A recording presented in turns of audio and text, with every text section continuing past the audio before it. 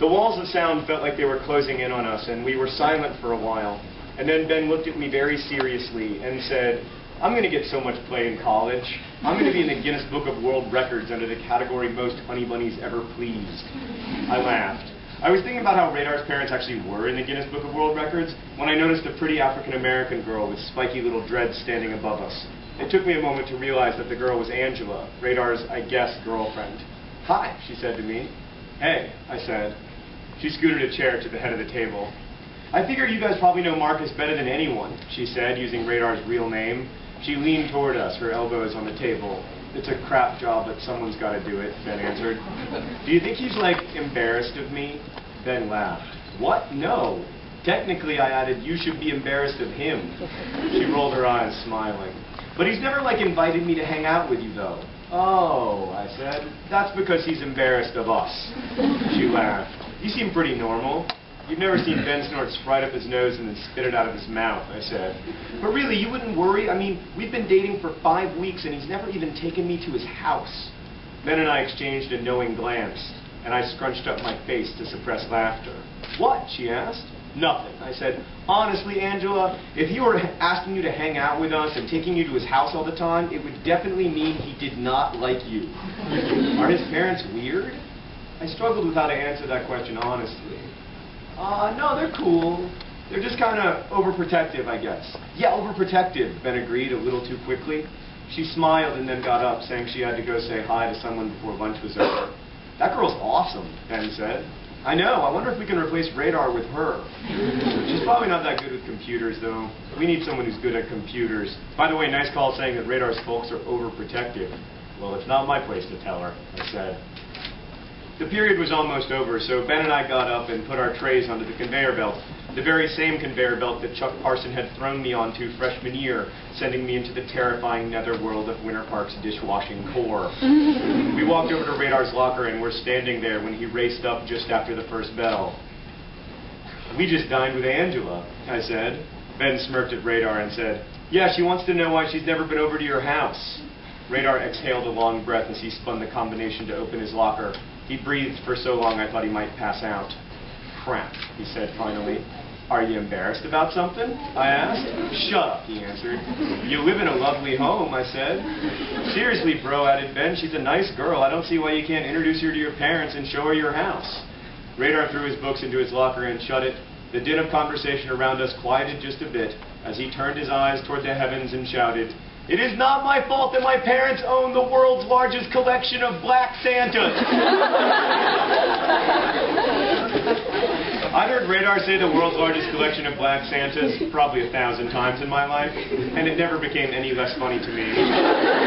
But he wasn't kidding. I remembered the first time I visited. I was maybe 13. It was spring, many months past Christmas, and yet black Santas lined the windowsills. Paper cutouts of black Santas hung from the stairway banister. A black Santa oil painting hung above the mantel, which was itself lined with black Santa figurines. The light-up plastic black Santa that stood in their front yard from Thanksgiving to New Year's spent the rest of the year proudly keeping watch in a corner of a guest bathroom, a bathroom with homemade black Santa wallpaper created with paint and a Santa-shaped sponge. In every room except Radar's, their home was awash in black Santadom, plaster and plastic and marble and clay and wood and resin and cloth. In total, Radar's parents owned more than 1,200 black Santas. As a plaque beside their front door proclaimed, Radar's house was an officially registered Santa landmark, according to the Society for Christmas. "You just gotta tell her, man," I said. "You just gotta say, 'Angela, I really like you, but there's something you need to know. When we go to my house to hook up, we will be watched by the 2,400 eyes of 1,200 black Santas." Radar ran a hand through his buzz cut and shook his head. "Yeah, I don't think I'll put it exactly like that, but I'll deal with it." So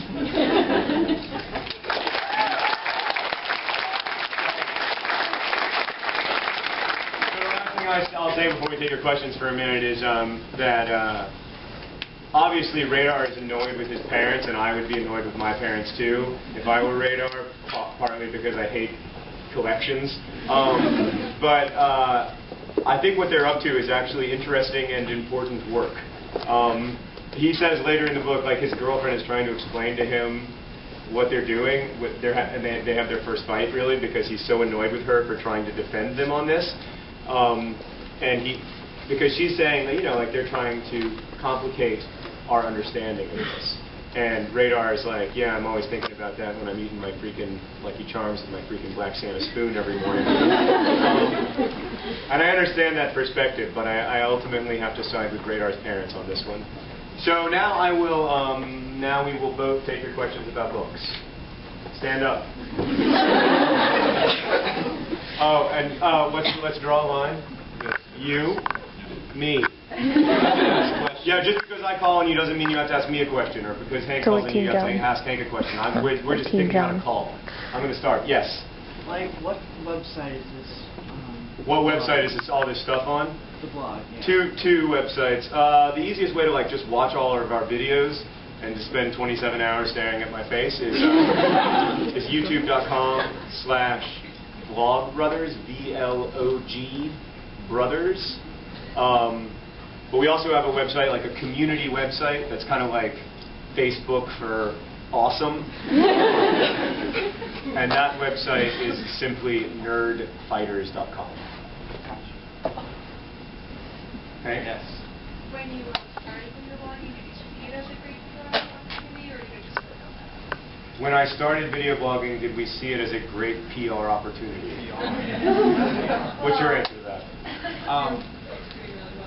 Yeah, no, I mean, no. I certainly did not see it as such. Well, and also, I mean, for the first 7 months, the only people who watched it were librarians who had already read my books. So it wasn't a good PR opportunity. Yeah. But I think that, like, myself in particular, I was really interested in getting paper towns read, and so I was very, very active on that front. Yeah, and well, once we had a community that was that had included a lot of people who hadn't read my books. Obviously, I wanted them to read my books because I want everyone to read my books. So it wasn't that I wanted Nerdfighter specifically to read them; it was just that I wanted all human beings to read them, which I think is the impulse of anybody. But yeah, Hank has been hugely supportive of my work in so many ways. And one of those ways was to try to reach out to Nerdfighters. But yeah, I mean, I'm very grateful for it because I used to do this stuff a lot, and y'all didn't come. So it's been a lot more fun now than it was then.